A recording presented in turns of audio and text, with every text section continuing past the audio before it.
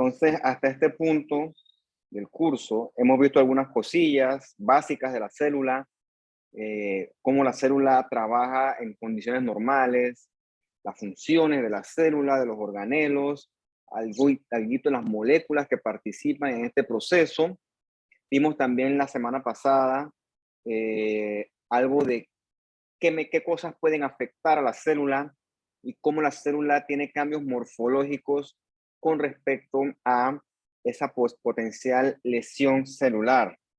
Entonces, hoy vamos a ver otro tema, que es la adaptación celular. Que es cuando la célula tiene que responder frente a un estímulo. Como por ejemplo usted, si el curso le exige estudiar más, no puede estudiar de un día para otro, tiene que estudiar más, tiene que adaptarse, porque si no, no vas a poder adquirir los conocimientos y no vas a poder aprobar el curso. Entonces la célula hace igual. Cuando el ambiente le representa algo estresante a la célula tiene cierta capacidad de adaptarse, tiene cierta capacidad de resistir el estrés para entonces poder tolerarlo y seguir adelante. Entonces, un segundito. Como les dije, ¿no? La adaptación celular es una respuesta a algún tipo de estrés del ambiente que consiste en cambios reversibles que sufre la célula. Esos cambios reversibles pueden ser en función del número de célula, del tamaño de célula. Cuando digo fenotipo, es del tipo de célula. Por ejemplo, una célula escamosa puede cambiar a una célula cilíndrica para adaptarse a alguna situación en particular. Los requerimientos metabólicos de la célula también pueden cambiar y también la función de la célula también puede cambiar. De todos esos elementos en determinado momento, la célula los puede ir modificando para poder adaptarse entonces a el respectivo estrés que esté recibiendo del ambiente. Importante, son cambios reversibles. O sea que una vez que el estrés o el estímulo se acabe, la célula puede, en teoría, regresar a su estado más basal.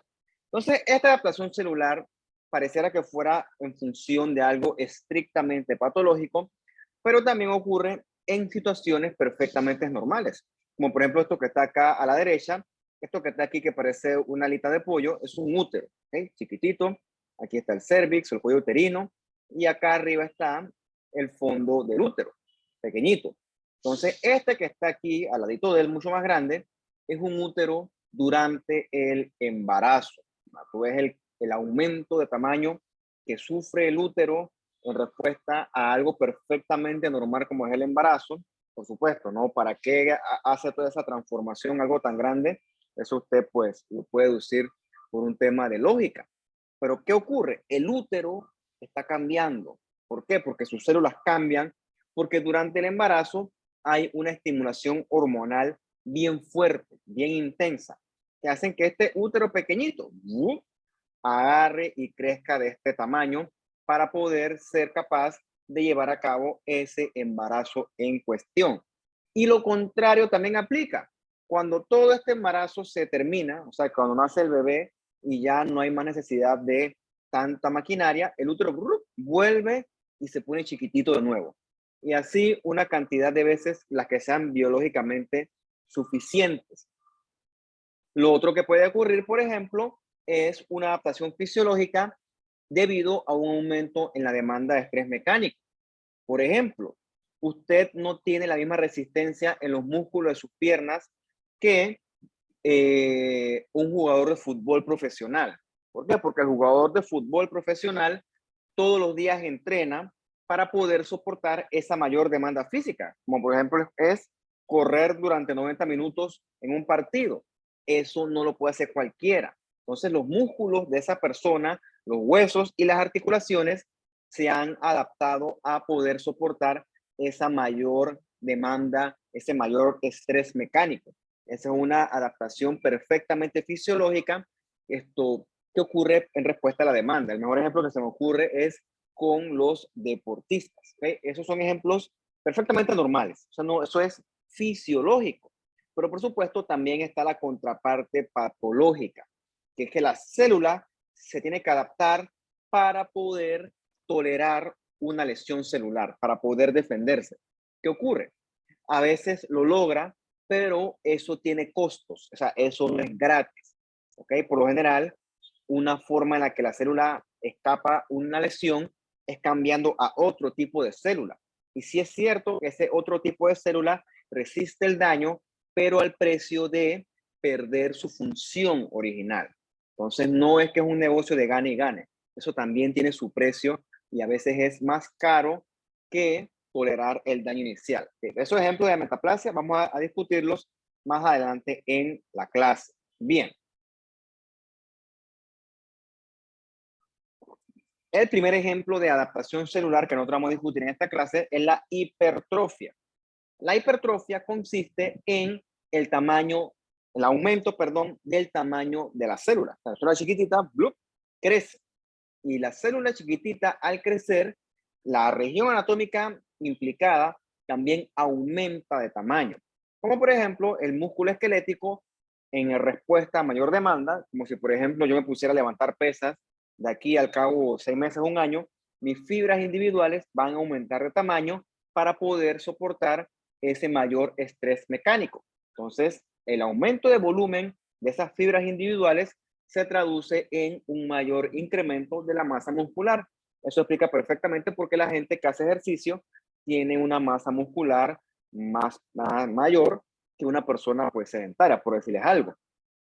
Una cosa importante es que en la hipertrofia no es que se producen células nuevas. La célula no se divide, sino que la célula aumenta de tamaño porque sus constituyentes se producen en mayor cantidad, proteínas, organelos, etc. La hipertrofia ocurre en células que tienen una capacidad limitada de dividirse y cuya adaptación no le queda de otra que aumentar de tamaño. El mismo ejemplo aplica. El músculo esquelético es una célula con una capacidad limitada, por no decir nula, supuestamente una célula satélite que tienen esta función de diferenciarse en músculo esquelético, pero bueno, ese es otro tema. El punto es que frente a una lesión hay ciertas células que tienen menor capacidad de dividirse. Un ejemplo de estas es el músculo esquelético. Entonces, al él no poder dividirse para soportar el mayor estrés mecánico, la mejor tipo de adaptación para esta célula es bloop, aumentar de tamaño para poder entonces soportar ese mayor estrés mecánico. Entonces, en este caso de la hipertrofia con respecto al ejercicio, eso se da porque hubo mayor demanda funcional, pero también puede haber hipertrofia por hormonas, por factores de crecimiento que vamos a ir desarrollando a lo largo de lo que resta de la clase. Dame un segundito por acá.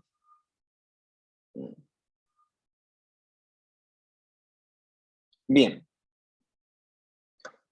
Otro ejemplo que les dije anteriormente es el del útero, ¿ok? El útero durante el embarazo.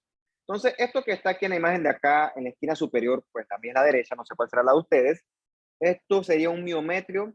Entonces, que el miometrio es el músculo liso del útero, perfectamente normal, con sus células fusiformes, núcleos alargados, perdón, así alargaditos, se llaman fusos celulares o fusiformes, con un citoplasma relativamente moderado, ¿no? Citoplasma ni mucho, ni muy, ni tan. Entonces, estas células durante el embarazo, mira cómo se ponen. Mira la cantidad de citoplasma que tiene la célula de músculo liso o la fibra muscular lisa, cómo aumenta el volumen del citoplasma, porque las proteínas que lo componen y los organelos también aumentan de tamaño. Entonces, eso te explica a ti por cómo a nivel celular el embarazo que tú ves, el útero bloop, aumenta de tamaño, a nivel de las fibras musculares lisas también ocurren cambios proporcionales. ¿Quién comanda esos cambios a nivel del útero? Bueno, el estrógeno. ¿Okay? Durante el embarazo hay una fuerte estimulación de estrógeno que hace que estas células cambien de esto de acá arriba a esta hipertrofia fisiológica de acá abajo. ¿Okay? Entonces, también ya les mencioné el ejemplo de la persona que hace mucho gimnasio o mucho ejercicio. Este exceso de demanda por necesitar más, por cargar tanto peso, el cuerpo se va adaptando para poder soportar ese peso. Y la adaptación consiste en que las fibras musculares esqueléticas se pongan más fuertes. Y la mejor forma de hacer eso es que la fibra aumente de tamaño, ¿ok? Para que entonces la persona que está requiriendo esa función, entonces la pueda realizar. O sea, las células se van a adaptar. Lo contrario también aplica. Una vez que la persona deja de hacer ejercicio por 1, 2, 3, 4, 5, 6 meses o un año, las fibras también se ponen más chiquititas o que regresan a su estado normal. Porque definitivamente una célula más grande, en este caso una fibra muscular más grande, obviamente es más demandante. Y eso al cuerpo le resulta pues muy poco eficiente en términos de energía. Bien, entonces, esta acá es una imagen donde usted puede ver, esto es un corte transversal de un músculo donde tiene fibras de varios tamaños. ¿Ves estas grandototas que están más hipertróficas? Lo grandes que están con bastante citoplasma. Ahora esto es músculo esquelético, ¿no? Una clásica fibra alargada con varios núcleos aplastaditos o dispuestos hacia la periferia. Entonces comparas estas fibras grandototas de acá versus estas pequeñitas de por acá. Estas acá están hipertróficas, mucho más grandes. Entonces, es un ejemplo de cómo la fibra de ser chiquitita, ¡blup!, en respuesta a la demanda, puede aumentar de tamaño. Pero recuerden, no es que se divide. Bien, esa fue la contraparte fisiológica. La hipertrofia también tiene una parte patológica. Bien, ¿cómo se puede entender esto? Casi les digo, como vimos al principio del curso, pero me acordé que ustedes son un grupo de patología, no son el grupo de fisiopatología. ¿Okay? Por suerte me acordé para que se pueda entender. Bien. Yo me acuerdo cuando estaba chiquito, es un ejemplo que voy a reciclar, pero bueno, ese tiene mi sello de autor, derecho de autor, una anécdota mía propia. Como estaba chiquito, por alguna razón los juguetes que estaban de moda eran los globos. Me iba a la tienda y había una cartilla de globos con varios numeritos, tú sacabas uno y te daban de varias formas. Yo me acuerdo que había un globo largo, de esos que solo soplan los payasos, que eso yo lo soplaba, le trataba de echar aire y no había manera de soplar ese globo. ¿Okay? Es una cosa extremadamente difícil de soplar. Mientras que los otros globos, los normales, eran facilitos de soplar. ¿Qué ocurre? Ese globito alargado, sus paredes están más tensas, por así decirlo, son más gruesas.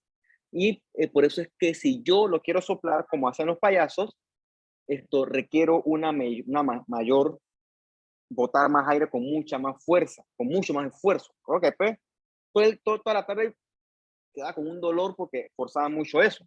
Obviamente, ¿no? Mi técnica también era subóptima. Bien, ese ejemplo a qué viene.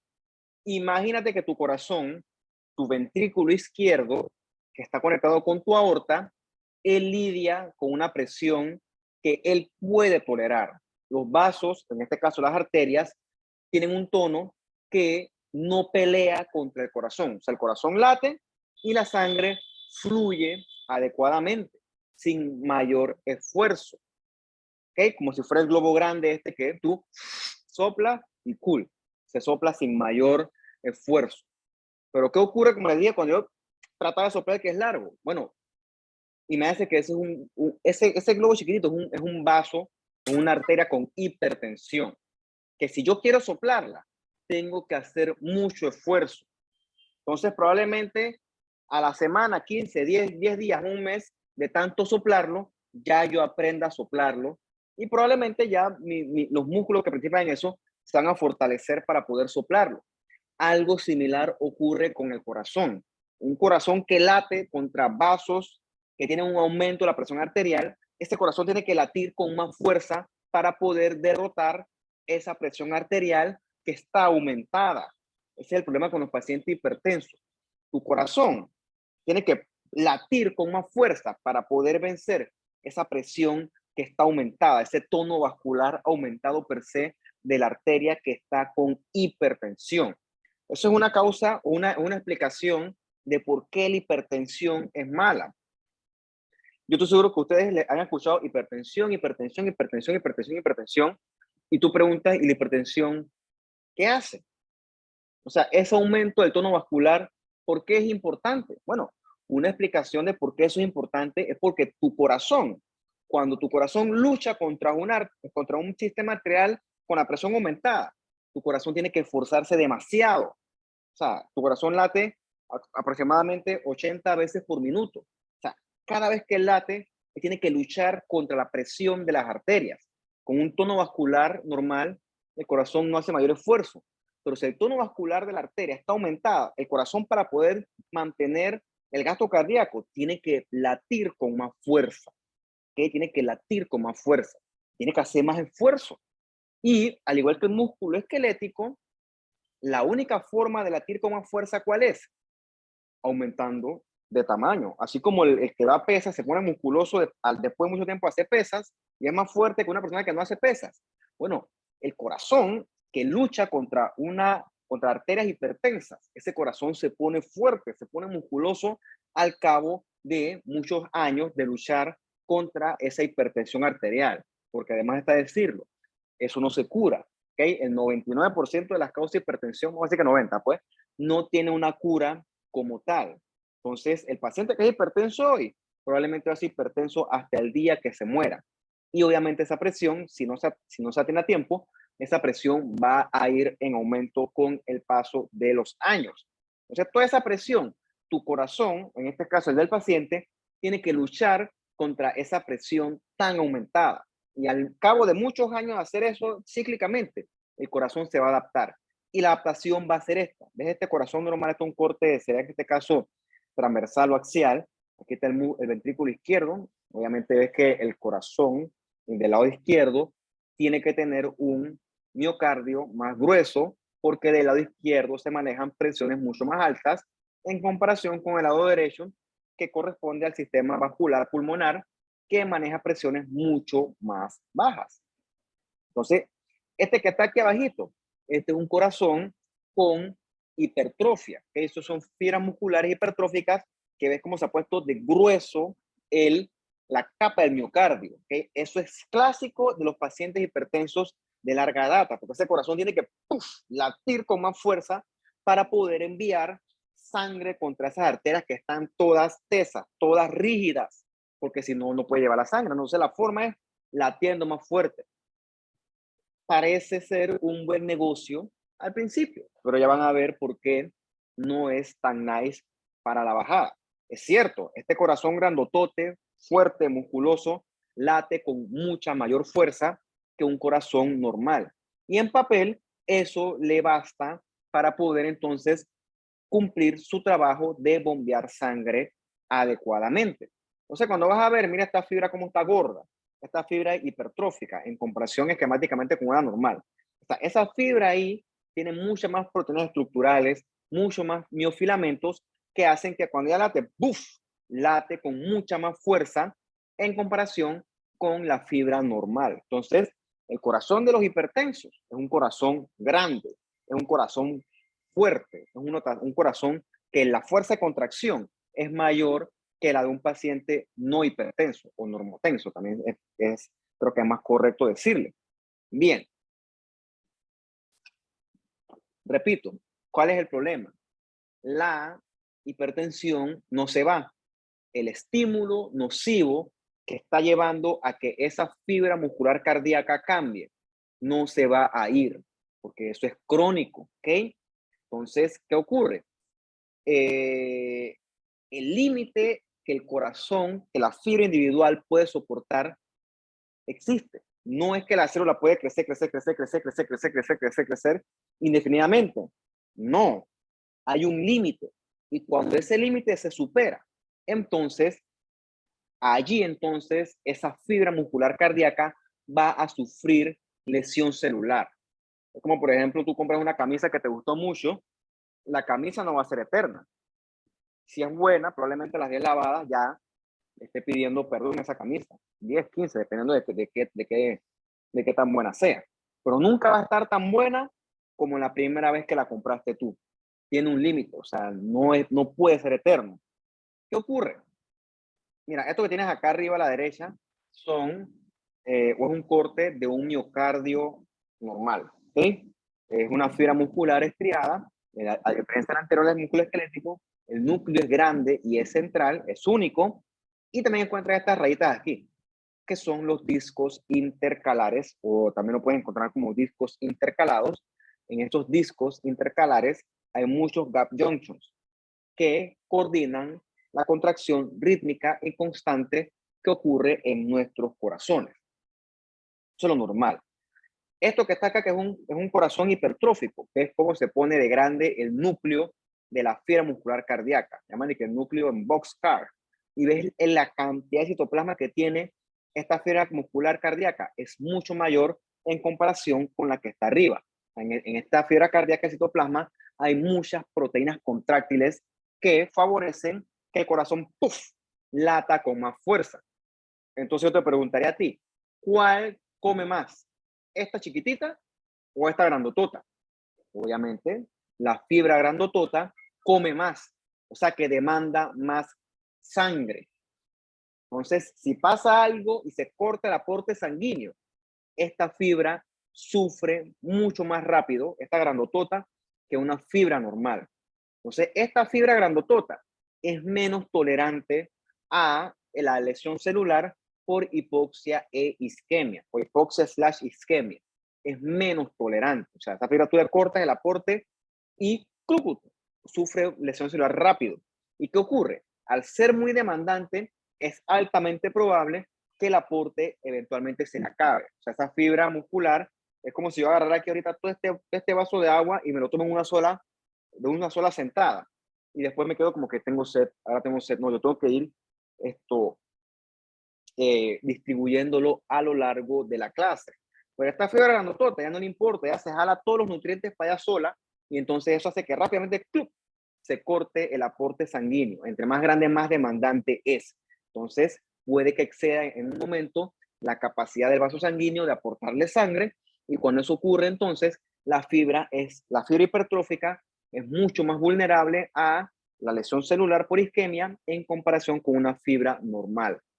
Por supuesto, esta fibra grandotota también necesita más ATP, o sea, es mucho más grande que una fibra chiquitita. ¿Okay? Entonces, eso la hacen muy demandante. Es una fibra fuerte, sí, potente, pero a la vez demandante.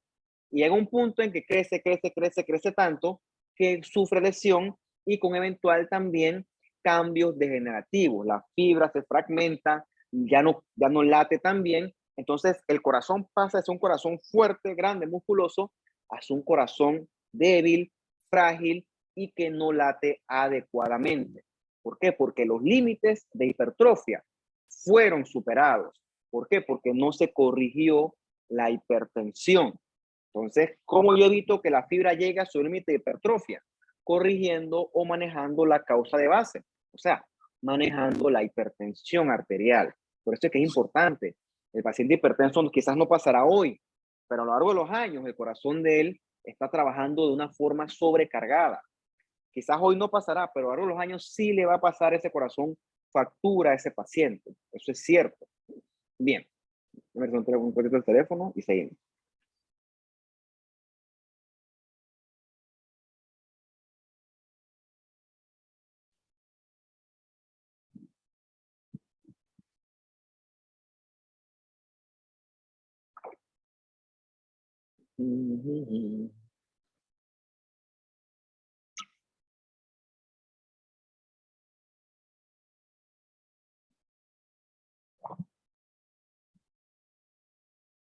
Perfecto. Entonces, vamos a pasar ahora a otro tipo de adaptación, que es la hiperplasia. A diferencia de la anterior, en la hiperplasia lo que hace es que el número de células aumenta porque las células se comienzan a dividir. O sea, que la hiperplasia depende de la proliferación. O sea, en la hiperplasia las células proliferan. Hay ejemplos en los cuales puede coexistir hiperplasia con hipertrofia. El que más me acuerdo yo, o el que más se me asemeja así, es durante el embarazo. Entonces, ¿qué causó que estas células se dividieran? Bueno, un estímulo, ¿ok? Recuerda que la célula no se puede dividir porque le da la gana. La célula tiene que dividirse en respuesta a un estímulo. Este estímulo puede ser fisiológico, como en el embarazo, o puede ser patológico, como veremos más adelante con ciertos ejemplos. Entonces, de forma simplificada, como bien hace el libro, hay dos tipos esenciales de hiperplasia fisiológica. ¿Okay? Primero está la hiperplasia hormonal, como por ejemplo aquí, sin estudiar pediatría necesariamente, las niñas, que ahora son mujeres jóvenes, su cuerpo durante la pubertad sufre cambios. O sea, las mamas aumentan de volumen. ¿Y por qué aumentan de volumen? Porque la parte epitelial, o sea, la parte epitelial glandular, los ductos de la mama, aumentan de tamaño, proliferan los ductos y prolifera también o aumenta la cantidad de tejido adiposo en respuesta a una mayor estimulación hormonal propia de los cambios de la pubertad. Eso es una hiperplasia hormonal perfectamente fisiológica que también se puede explicar con los cambios de la mama que ocurren durante el embarazo. Por eso es que la mama aumenta de volumen y tiene su función, ¿no? Obviamente por la eventual producción de leche. Entonces aquí, ¿no? Esta es una mama normal ante el embarazo. Aquí ves la unidad ductal lobulillar, los ductitos acá, es como si fuera un arbolito con un ducto central que drena, ¿okay? Bien separaditos, con un estroma relativamente fibroso, y ves cuando hay embarazo, ves que hay muchos ductos, los ductitos proliferan, ¿okay? Hacen mitosis, eh, aumentan de número, lleno de ductitos, ¿no? Y ves que en su luz de los ductitos eso hay secreción, ¿no? Que esa es la famosa, la leche en papel. Esta es la hiperplasia que ocurre en respuesta a hormonas. Esto es perfectamente normal, no tiene nada de patológico. Otro ejemplo es la hiperplasia compensatoria o compensadora. El mejor ejemplo que se me ocurre con eso es con el hígado. El hígado, yo creo que ya lo mencionamos en la clase anterior, si no lo menciono ahorita. El hígado es un órgano que tiene muchas funciones y es un órgano, por así decirlo, anormalmente versátil. Por ejemplo, tú tienes un paciente que, ponte que le salió un tumorcito en el hígado.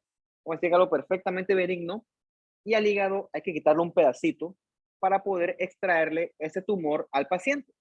La gente va al salón, lo operan, quitan el tumorcito, entonces las células restantes del hígado, o sea, los hepatocitos restantes, detectan que ahí hubo lesión celular. Entonces los hepatocitos restantes, ¿qué hacen? Comienzan a hacer mitosis, comienzan a proliferar y al cabo de poco tiempo, el hígado de ese paciente queda como si fuera de paquete. O sea, es una reconstitución anormal que tiene el hígado, una gran capacidad de regenerarse. Pero repito, esa hiperplasia compensatoria que sufren los hepatocitos solo se dio porque el hígado sufrió lesión celular, porque tuvo un estímulo. El hígado no puede hacer eso de forma normal sin estímulo, porque entonces eso sí es patológico y eso forma parte de otro tema, que es las neoplasias, que eso no forma parte de la clase de hoy. Bien, la contraparte sería la hiperplasia patológica, que es cuando hay demasiada estimulación, ya sea por las hormonas o por factores de crecimiento. ¿Por qué? Porque, por ejemplo, cuando hay el embarazo no es eterno. El embarazo tiene un comienzo y tiene un final. Un comienzo con una estimulación hormonal que se sostiene durante todo el embarazo, y una vez que se acaba el embarazo, esa estimulación hormonal cambia y cesa. ¿Por qué? Porque ya no es necesaria. ¿Okay? La estimulación tiene que acabarse, porque si no, fuera algo patológico. Eso ocurre todos los meses con las mujeres en edad reproductiva.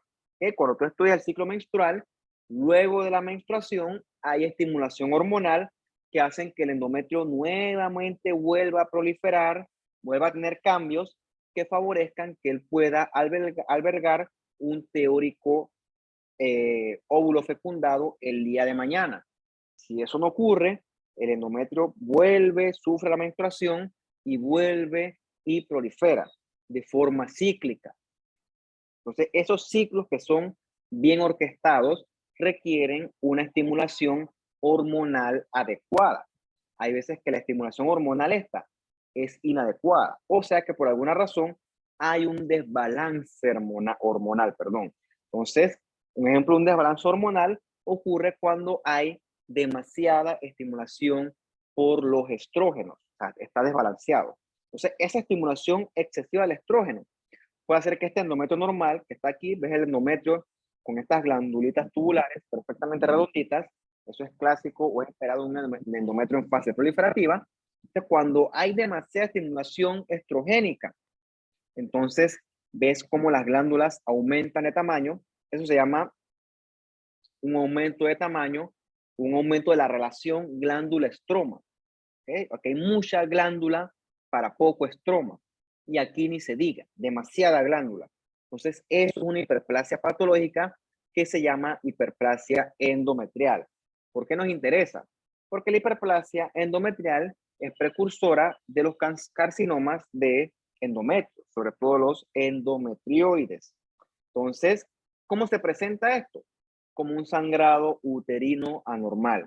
Por eso es que el sangrado uterino anormal, o sea, fuera del periodo menstrual, debe preocupar, porque hay que descartar patologías de este tipo que pueden ser potenciales cánceres en estadios tempranos. Esto tengo que cambiarlo porque ya esto no se llama hiperplasia simple ni hiperplasia compleja, se llama ahora hiperplasia sin atipia e hiperplasia con atipia. Esa nomenclatura ha cambiado por un tema de reproducibilidad. Pero, repito, los sangrados esos anormales deben ser estudiados, porque puede ser esto. Entonces, la gracia es detectar esto acá y ver por qué está ocurriendo. La pregunta del millón aquí sería, ¿y por qué hay un exceso de estrógeno? ¿De dónde está viniendo ese estrógeno? Entonces, eso es lo que hay que estudiar, hay que tratar de cortar para evitar que entonces ocurran estos cambios que el día de mañana se pueden transformar en algo potencialmente peligroso. Bien.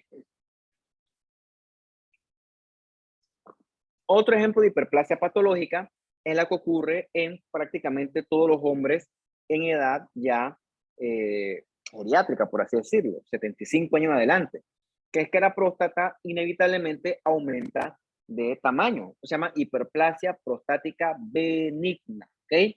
Eso no quiere decir que es cáncer. Eso que la próstata aumente de tamaño jamás quiere decir que eso es cáncer.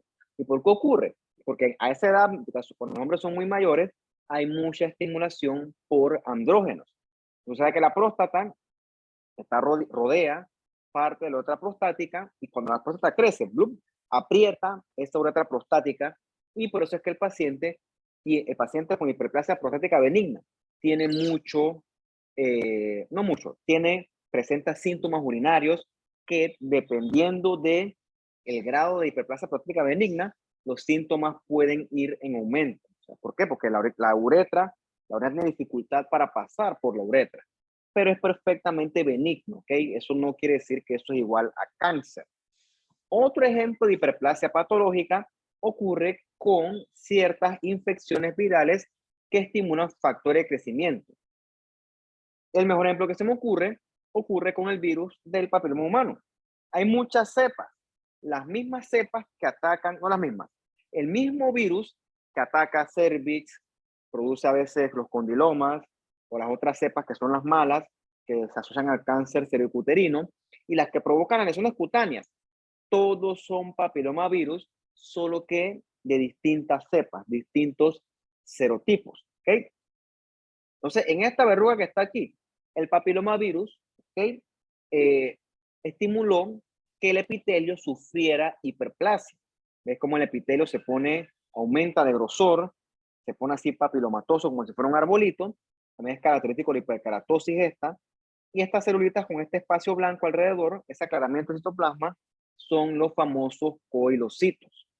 Pero ¿qué ocurre? Las cepas que afectan piel son distintas a las cepas que afectan la parte esta de tracto genital femenino y también masculino.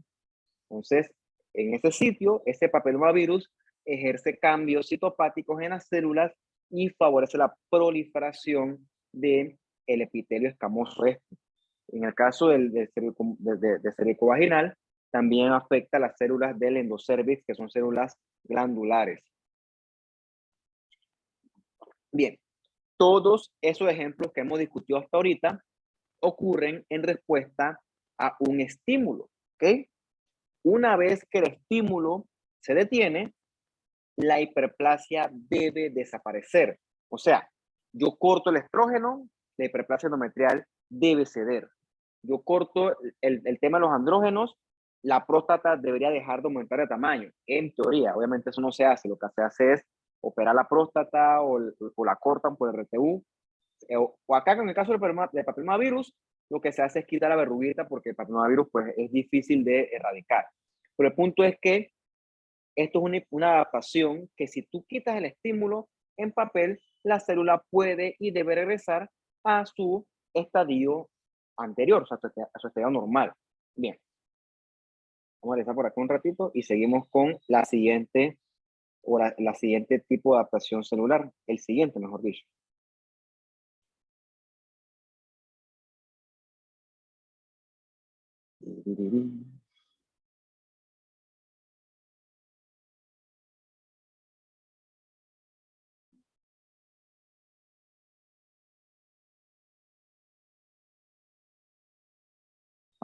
Bien, el siguiente tipo de adaptación celular que discutiremos es la atrofia. ¿Okay? En la atrofia, la célula va a disminuir de tamaño. Entonces, esa disminución de tamaño va a hacer que la región afectada también disminuya de tamaño. Entonces, la atrofia es como una especie de mecanismo de supervivencia de la célula. La célula disminuye su función, disminuye sus requerimientos, pero no va a morir la célula. Es como un mecanismo como que la célula se pone en modo de hibernación.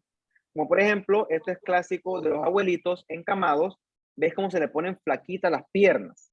No se le ponen flaquitas, se le ponen atróficas. ¿Por qué? Porque los músculos de las piernas de él prácticamente no se usan, más si él está encamado. Como esos músculos no se usan, no necesitamos que sean músculos grandes. ¿Okay? Lo que hace la fibra muscular atrófica es que se pone chiquitita para poder funcionar a los menores requerimientos posibles. Entonces, un paciente encamado es normal que te haga ese tipo de atrofia porque no hay menor uso o hay desuso de la célula en cuestión. Entonces, causas, ya le expliqué esta, ¿no? El paciente encamado, un paciente que pierde inervación, obviamente un paciente desnutrido y, como les dije, ¿no? Paciente cuando se ponen viejitos, por eso los viejitos se ponen así un poquito flaquitos, en algunos casos, porque hay menor uso de los músculos, sobre todo. Bien, la atrofia, al igual que las anteriores, puede ser fisiológica. El mejor ejemplo que se me ocurre está aquí, en la menopausia, donde hay un corte del aporte hormonal, o la patológica, ¿okay? Que ocurre sobre todo cuando hay, por alguna causa, pérdida en la inervación. En ambos casos, la célula se pone chiquitita, come menos, trabaja menos, por así decirlo, se la pasa durmiendo la célula, pero no se muere, o sea, sobrevive. ¿Okay? Entonces come menos, usa menos glucosa, usa menos oxígeno, y entonces pero sobrevive, pero no se muere. ¿Ok? Entonces, eso es un mecanismo de adaptación. Entonces, ¿cómo logra esto la célula? Disminuyendo su síntesis de proteína o degradando proteínas, ¿ok? Entonces, ¿cómo logra esto? Disminuyendo su actividad metabólica. Por eso creo que la célula prácticamente entra como un estado de hibernación. Como usted cuando está durmiendo. Cuando usted está durmiendo, usa menos energía. Usted no come cuando está durmiendo ni nada, ¿ok? Utiliza menos calorías que cuando está haciendo algún tipo de actividad física, etcétera. ¿Ok? Entonces, otra cosa que puede hacer la célula para disminuir de tamaño es degradar proteínas. Eso lo hace gracias a la vía ubiquitina u proteosoma. Yo creo que ya hemos discutido esto. Ubiquitina viene para ubiquitos, o sea que es una proteína que está en todos lados. Entonces la ubiquitina detecta proteínas que ya no son necesarias, le pone un tag y la manda al protosoma para que éstas sean degradadas.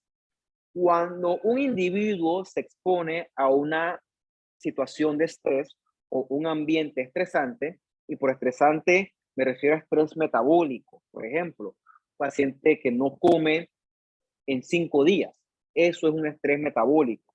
Entonces, eso activa esta vía de ubiquitina protosoma y eso favorece la degradación de proteínas, ¿ok? Entonces, un ejemplo de esto ocurre en los cerebros de los pacientes con enfermedades neurodegenerativas, sobre todo la más famosa que es el Alzheimer, ¿no? Los pacientes tienen demasiado depósito de beta amiloide y eso favorece también la degradación de proteínas y eso explica a la larga, no voy a tener mucho detalle, cómo estos cerebros se ponen atróficos, ¿okay? Por exceso de degradación de proteínas. Y como era de esperarse, yo creo, ya hablamos de la autofagia, la atrofia se asocia a la autofagia. O sea, son mecanismos prácticamente extremos donde la célula se va a lo mínimo para poder sobrevivir. Bien. El otro ejemplo, que es un poco más dramático de adaptación celular, es la metaplasia, donde un tipo maduro de célula cambia a otro tipo maduro de célula. Un ejemplo muy bonito está acá abajo. Usted conoce su clase de histología, que el epitelio normal de la vía respiratoria es un epitelio tipo cilíndrico, pseudo estratificado con cilios. Es un epitelio, también puede tener caliciformes dependiendo a qué nivel están. Entonces ese epitelio, ¿para qué sirve? Produce moco, ese moco agarra las partículas contaminantes que inhalamos del aire y entonces gracias a los cilios esas partículas se regresan y se eliminan, ¿okay? Ya sea por mucosidades, se degluten, pero esas partículas contaminantes no llegan a los alveolos como tal, gracias al aparato mucociliar. ¿Qué ocurre? Que es clásico de las personas fumadoras, del individuo que fuma. El humo del cigarrillo es muy irritante, ¿ok? Y estas células cilíndricas no son muy tolerantes a esa irritación. Digo, no pasa nada con un cigarrillo que te fumes esporádicamente. El problema es cuando fumar es un hábito. Y la persona que fuma como hábito, fuma bastante. O sea, eso es un hábito terrible. Entonces, ¿qué ocurre? Llega tanto humo irritante a esas pobres células cilíndricas que ellas no son capaces de tolerar este estímulo y si eso sigue, ellas van inevitablemente van a morir. No le va a quedar de otra. Entonces lo que hacen es cambiar a un tipo de célula que sí sea resistente a la irritación de ese humo de cigarrillo. ¿Y cuál es ese tipo de célula? Esta que está acá. Estas células escamosas, virtualmente muy parecidas o idénticas a un epitelio escamoso estratificado clásico, ¿no? Entonces, este epitelio estratificado escamoso sí es resistente a la abrasión del humo del cigarrillo. Hasta este punto parece una adaptación fenomenal. El paciente fuma y ya su epitelio no sufre tanto daño como ocurría antes. ¿Qué ocurre? Esta metaplasia escamosa no tiene ni cilios ni tampoco tiene células caliciformes. Por lo tanto, vas a perder la acción de el moco protector, la secreción de moco y también la acción del aparato ciliar. Ese paciente fumador, va a tener dificultad para el manejo de secreciones y por ahí vienen entonces todas las otras enfermedades asociadas a el tabaquismo, que se asocian también o surgen en parte de esta metaplasia escamosa. ¿Cuál es el problema? El paciente que fuma no sabe que tiene esto. Sí, en un inicio esto fue una metaplasia benigna, que hay un cambio perfectamente benigno. Pero si la estimulación sigue, si el agente ofensor, si la agresión no se acaba, esto eventualmente va a cambiar a algo displásico y eventualmente hacia algo neoplásico maligno. O sea, esto se va a transformar en un carcinoma, en este caso un carcinoma escamoso, que es el que está asociado a el tabaquismo. Por lo tanto, el tabaquismo es el principal factor de riesgo para el cáncer de pulmón, sobre todo el carcinoma de células escamosas. Habiendo dicho eso, por suerte en Panamá, ese carcinoma escamoso del pulmón es relativamente raro. ¿Y por qué? Porque en Panamá las políticas antitabaquismo están entre las mejores de todo el mundo. ¿Okay? Para los que no lo saben, por lo que por general no lo saben, porque la gente piensa que Panamá es un país que está mínimo al nivel de Haití, sin ofender a Haití. Un país de tercer mundo. Mínimo estamos con Somalia, con Zimbabue, por allá. En ciertas cosas sí, pero en otras cosas no. ¿Ok? Una de esas cosas son en las terapias. Una de esas cosas son en las medidas antitabaquismo. Son de las mejores a nivel mundial. Por eso es que la enfermedad relacionada con el tabaquismo en Panamá sí existen, pero no en la proporción que existe en otros lugares donde el tabaquismo sí es un problema de salud pública establecido. Entonces, cuando nosotros vemos la biopsia de pulmón, sí vemos carcinomas escamosos, pero vemos mucho más adenocarcinomas que tienen que ver con otros factores de riesgo. ¿Por qué? Porque aquí el tabaquismo no ha llegado o no abarca hasta este punto. Por suerte, afortunadamente, eso es algo positivo. Bien, otro tipo de metaplasia que también se ve es la metaplasia que ocurre a nivel del esófago. Entonces, tú sabes que tu esófago tiene un clásico epitelio escamoso estratificado no queratinizante, porque obviamente esto no es piel. Habrán escuchado ustedes el término de reflujo. La persona que tiene reflujo, por alguna razón, el contenido ácido del estómago se regresa hacia el esófago. La pregunta es ¿por qué? Bueno, eso es una otra clase que yo creo que no daremos. El esfínter esofágico inferior es incompetente, el paciente es muy obeso. Hay muchas causas de reflujo gastroesofágico. Una vez que tenga reflujo no pasa nada. El problema es la persona que vive con reflujo y que siempre lo tiene. ¿De qué ocurre? Ese epitelio escamoso estratificado es resistente a la abrasión. Por eso es que es fabuloso para transportar la comida masticada desde la cavidad oral, faringe, esófago, sin sufrir mayores daños. Un epitelio que es bien resistente a todo ese daño mecánico o ese potencial daño mecánico. Pero ¿qué ocurre? Ese epitelio escamoso estratificado no es resistente al ácido. ¿Ok?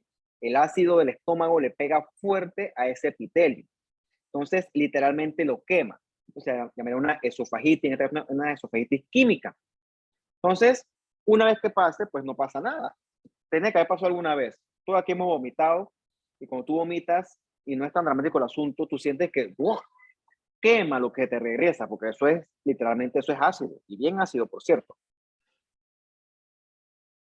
Entonces, este pobre esófago, esta pobre mucosa esofágica, después de años de recibir lesión química con esofagitis, ella va a cambiar entonces a un epitelio más resistente a ese jugo gástrico ácido. ¿Cuál es este epitelio que es más resistente? Este que está acá, que es un clásico epitelio tipo intestinal, igualito al del colon. Un epitelio simple con células caliciformes, ves que tiene bastante, inclusive tiene hasta microbiosidades.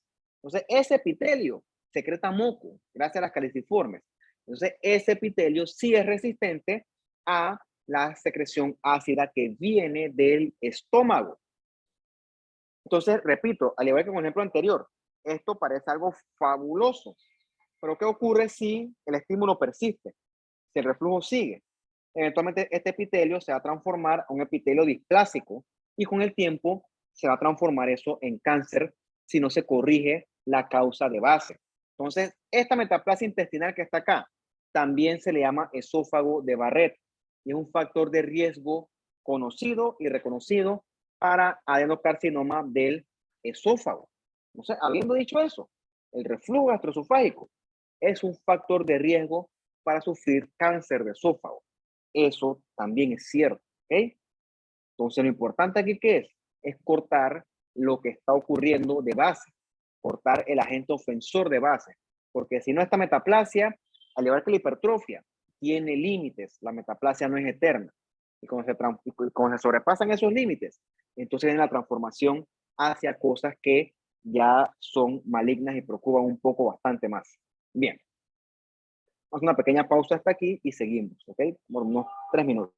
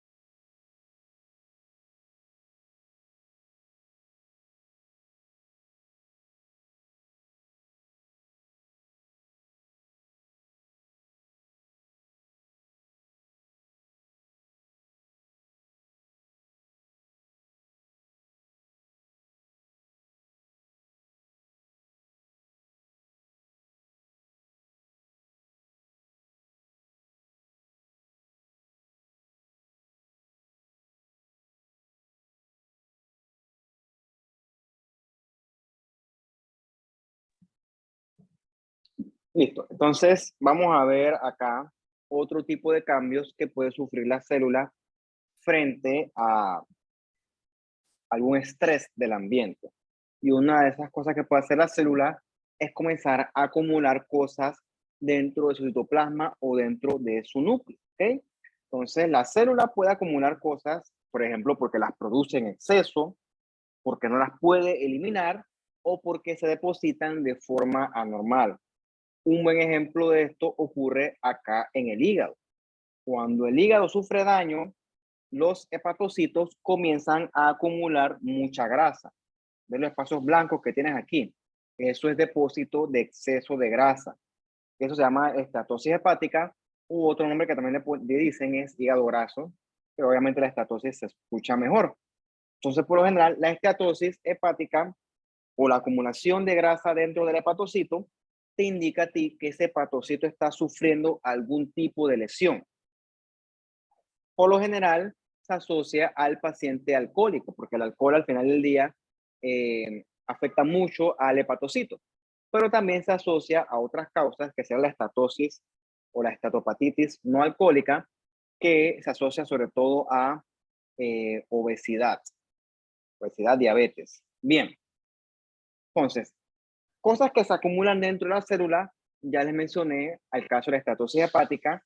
También veremos en su momento que los vasos sanguíneos, sobre todo las arterias, pueden acumular colesterol. Eso forma parte de la fisiopatología de la aterosclerosis. Las células plasmáticas también pueden acumular proteínas dentro de su citoplasma, se llaman cuerpos de Russell, y también puede acumular, por ejemplo, los hepatocitos glucógeno. Eso puede ser fisiológico y también a veces patológico. Bien, las células también pueden acumular pigmento. Un ejemplo de esto es el paciente fumador. Los macrófagos no les gustan las partículas contaminantes del humo de cigarrillo y entonces la comienzan a acumular en su citoplasma, los macrófagos alveolares. Todos estos puntitos negros que tú ves aquí, todo eso es pigmento de antracosis. Eso ocurre porque el paciente está inhalando un aire muy contaminado. Repito, no es frecuente en el fumador, pero también puede verse en un paciente que viva o que respire aire contaminado, por ejemplo, lo que ven en grandes ciudades, donde hay mucho humo de cigarrillo o de fábricas o de carros, etc. Otro pigmento que no siempre es patológico es la lipofuscina. Esto que tú ves acá, nuevamente, esto que está acá es una fibra muscular cardíaca, esto es un corazón. ¿Okay? Ves aquí el núcleo central grande y ves las fibras, las estriaciones en el citoplasma y ves estos puntitos chocolatitos acá. Eso es lipofuscina, ¿ok? Eso lo que te indica a ti es que esa célula es vieja, es un pigmento chocolatito amarillento que se acumula porque la célula a lo largo de su desarrollo sufre lesiones que va tolerando y va acumulando esos pigmentitos. Se ve sobre todo en células que no se dividen, como por ejemplo lo ves en las neuronas o la fibra muscular cardíaca, repito. Otro que puedes ver es los queratinocitos de la piel. Recuerda que la melanina la producen los melanocitos, pero son los queratinocitos vecinos los que la acumulan, sobre todo en personas que son de piel más oscurita. ¿Okay? Es otro ejemplo de acumulación, en este caso fisiológica. Otro fenómeno que se puede ver en respuesta a algo patológico es la calcificación. Recuerda que discutimos en un momento que la célula lesionada en su membrana se liberan muchos ácidos grasos y esos ácidos grasos en determinado momento son afines por las sales de calcio y entonces estas se comienzan a acumular. Como por ejemplo tenemos en esta imagen de acá arriba. Esto que está aquí es una arteria, ¿ok? Y ves la arteria como se ha puesto de gruesa su tejido subepitelial o subendotelial. Está súper grueso y ves la arteria de la luz como está chiquitita. A la pared de esta arteria está súper engrosada, súper anormal.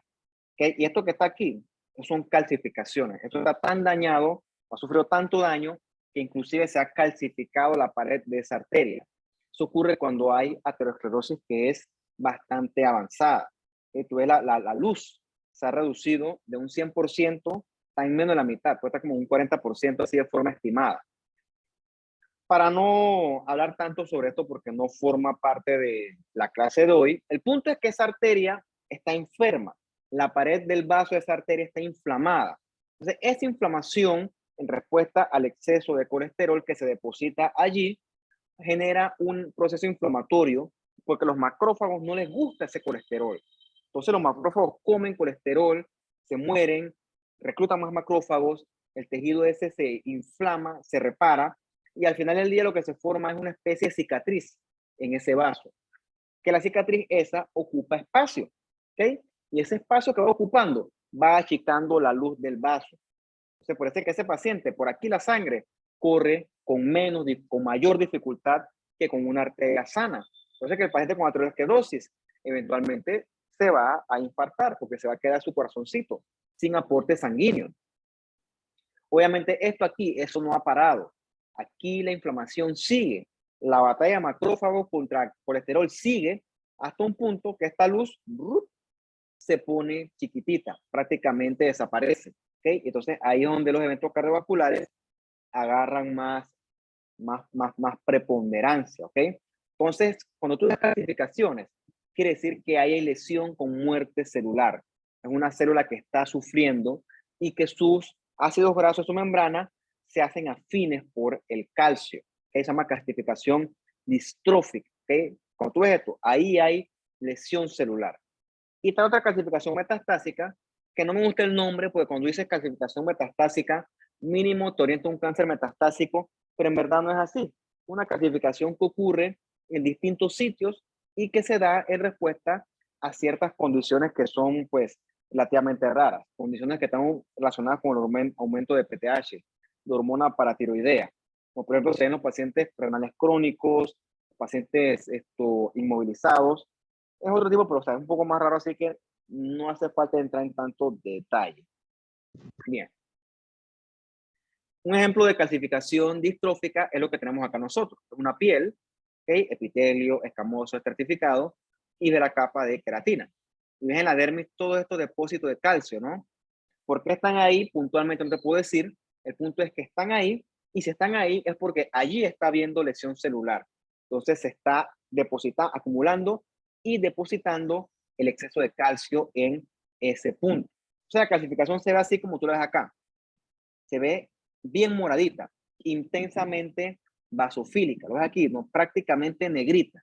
Esa es la apariencia de una calcificación cuando la ves en el microscopio en una tinción de H y E. Entonces, cada vez que tengo una calcificación, eso te quiere decir a ti que ese tejido, esa célula está sufriendo. Bien. Y otra cosa que obviamente existe es el envejecimiento celular. De momento yo les dije que, al igual que nosotros, las células tampoco son eternas. Una célula vive su tiempo de vida adecuado en el cual puede realizar su función y una vez que ya no puede realizar su función, la célula tiene que inevitablemente morir para dar espacio a nuevas células. ¿Qué ocurre? Los tejidos tienen un tiempo de vida establecido. No somos eternos. ¿Por qué?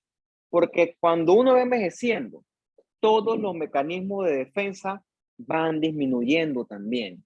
Por ejemplo, eso que hablamos del ciclo celular, que hay puntos de restricción que monitorizan que el DNA esté íntegro, que la célula esté íntegra, esos mecanismos, todos con el envejecimiento, todos se van poco a poco perdiendo. ¿Okay? Entre más viejo el paciente, menor van a ser los mecanismos estos, y eso es una explicación bastante lógica de por qué los cánceres son más comunes en edades más avanzadas.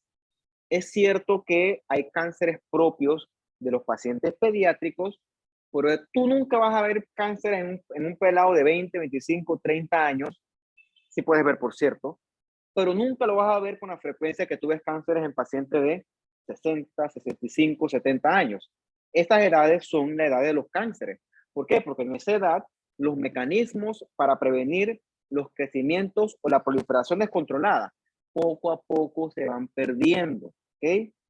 También, también en ese momento, por así decirlo, las células, los tejidos y los órganos, todos tienen un kilometraje alto.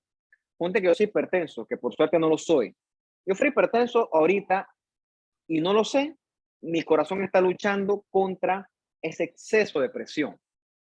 Ponte que no lo sé porque la hipertensión, lo malo es que es asintomática. Entonces, yo tengo 32 años. Ponte que de aquí a 30 años tengo yo 62. Esos son 30 años de mi corazón luchando contra la hipertensión. O sea, obviamente el corazón de 30 años no va a ser el mismo corazón de hoy.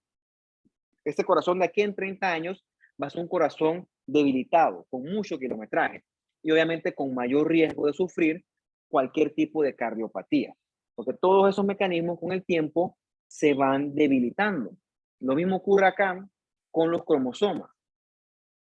Los cromosomas tienen las patitas que son los telómeros que con cada división celular se van desgastando.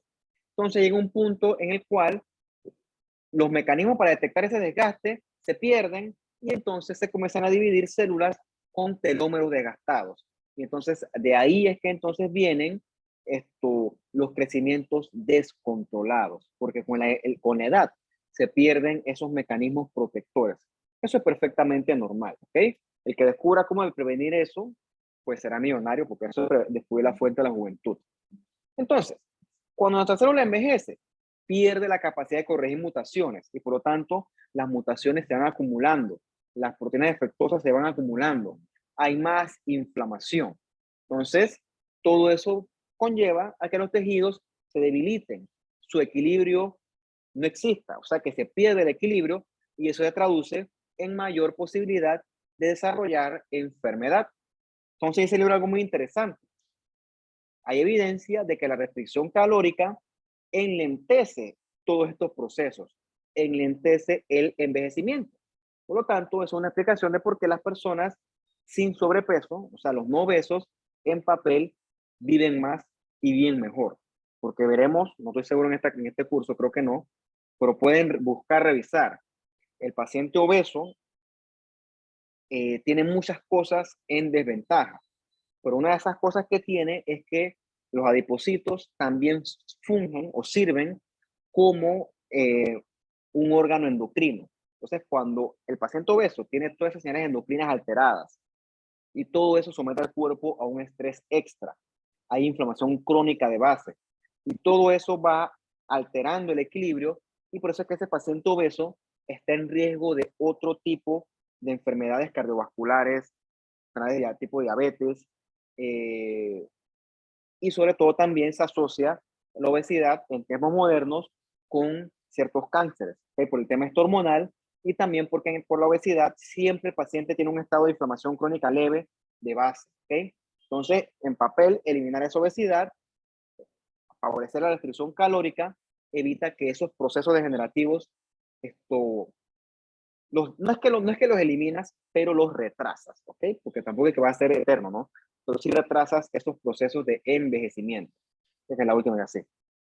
Listo, muchachos. ¿Tienen preguntas, dudas, comentarios?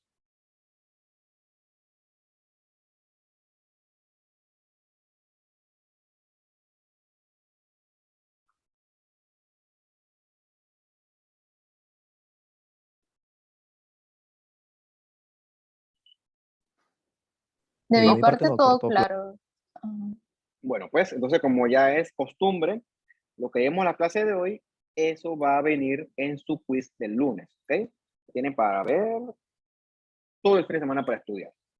Entonces, listo, muchachos. Pues entonces, Profesor, ¿y dime. la clase que nos iba a grabar de Sí, la se la otra? debo. Se las debo todavía, no he tenido chance de que esté enredado. Pero eso es cortito, eso es como 20 minutos máximo, que son de que los mecanismos de lesión celular de muerte celular. Cuando lo tenga, yo se las aviso. Entonces, iba a hacerlo, pero queda, ando enredado. Pero el quiz solamente es de esta clase que vimos hoy. Sí, solamente la doy. No le voy a preguntar eso porque obviamente no le hemos dado. Eso lo vamos a dar después para el parcial. No te preocupes. Ok, De lo de hoy. gracias. De lo de hoy. Listo, pues. Entonces, nos veremos, si Dios quiere, el otro jueves. Chao, hasta luego y que estén bien. Hasta luego, doctor. Hasta luego. Chao, chao, chao, chao, chao, chao, Hasta chao, luego, chao. doctor. Gracias. Chao.